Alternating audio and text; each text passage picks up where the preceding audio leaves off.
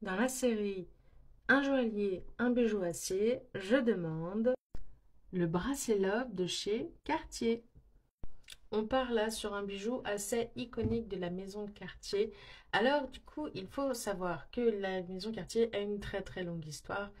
Et du coup, là, on est sur les bijoux créés dans les années 70. Et on pourrait penser que c'est des bijoux où on a juste profité du nom d'une marque pour faire de la petite joaillerie. Et en fait, il faut qu'on peut se pencher, bégayer, pardon. Il faut un peu se pencher sur l'histoire Cartier qui a toujours été, avec les frères Cartier, donc au début du XXe siècle, a toujours été précurseur dans la façon de chercher de nouveaux clients potentiels.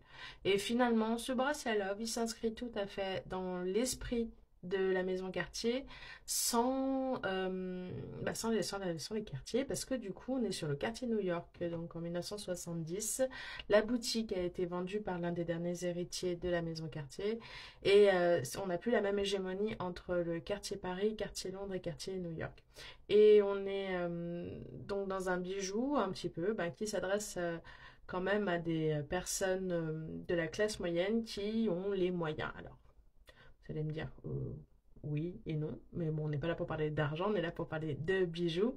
Et pour la maison Cartier, New York en tout cas, ce bracelet est comment dire, la représentation la plus parfaite qui existe du design et de la proportion de la ligne en fait. Qu'est-ce que le bracelet, bracelet Love? Donc du coup, ce sont deux demi-joncs qui sont maintenus par une première personne parce qu'il faut être deux pour porter le bracelet. Il y en a un qui tient les deux moitiés de jonc et il y en a un avec l'aide d'un petit tournevis qui va venir fermer le bracelet. Je vous mets tout de suite une image pour que vous compreniez. Il y a vraiment un tournevis avec le bracelet. Voilà, c'est un peu la version moderne. Soit on scelle son amour de cette façon, dans l'idée un peu cadenas, hein, soit on le voit comme une ceinture de chasteté. Au choix. Ce qui est dommage dans ce qu'on en retrouve aujourd'hui, parce que ce bracelet existe toujours aujourd'hui. euh, alors, ce qui est dommage pas dans les bijoux, dans les bracelets Cartier, hein, non, ce qui est dommage dans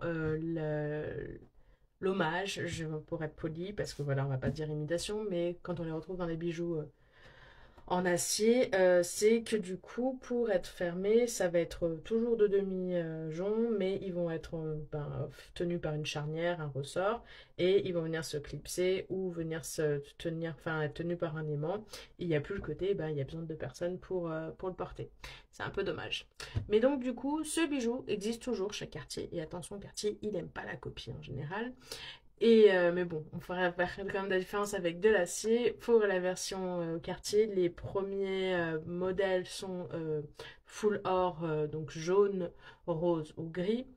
Vous avez le niveau au-dessus avec la version 6 diamants. Ensuite, il y a la version 10 diamants. Il y a la version céramique et diamant. Et ensuite, il y a la version pavage. Pavage, c'est full diamant. Voilà. Je vais pas aller sur les prix parce que j'ai pas envie d'avoir mal aux yeux. Mais du coup, voilà l'histoire du bracelet Love de chez Cartier. J'espère que ça vous aura plu. À bientôt pour d'autres bijoux, bijoutiers, puis acier.